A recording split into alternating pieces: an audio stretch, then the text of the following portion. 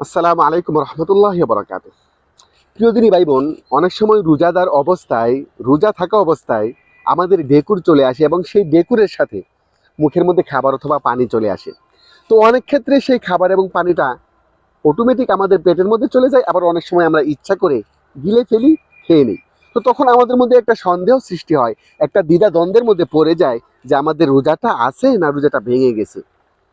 তো প্রিয় দিনী ভাই বোন, আপনাদেরকে জানিয়ে দেওয়ার স্বার্থে আমি আপনাদেরকে বলি, যদি ডেকুরের সাথে আপনার মুখের মধ্যে খাবার চলে আসে অথবা পানি চলে আসে, সেটা অল্প হোক কিংবা বেশি, আপনি যদি ইচ্ছা করে না খান, নিজেই হোক অথবা আপনার ইচ্ছার বাইরেই হোক, আপনি যদি খেয়ে ফেলেন, গিলে ফেলেন, তাহলে আপনার রোজা ভঙ্গ হবে না, আপনার রোজাটা ঠিক থাকবে।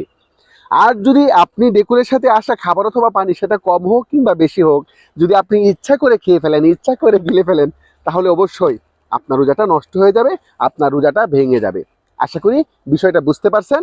তো আপনি তো নিজে জানলেন, অন্যকে জানিয়ে দেওয়ার স্বার্থে চাইলে ভিডিওটা শেয়ার করে দিতে পারেন। আরেকজন এই মাসলাটা সম্পর্কে জানলো এবং উপকৃত হলো, অবশ্যই আপনার শেয়ারের মাধ্যমে কেউ যদি উপকৃত হয়, জানে, তাহলে এর বিনিময়ে অবশ্যই আল্লাহ রাব্বুল আলামিন আপনাকে দান করবেন। আল্লাহ তাআলা আমাদের সকলের সিয়াম সাধনা কবুল করেন। আসসালামু আলাইকুম রহমতুল্লাহি ওয়া বারাকাতুহু।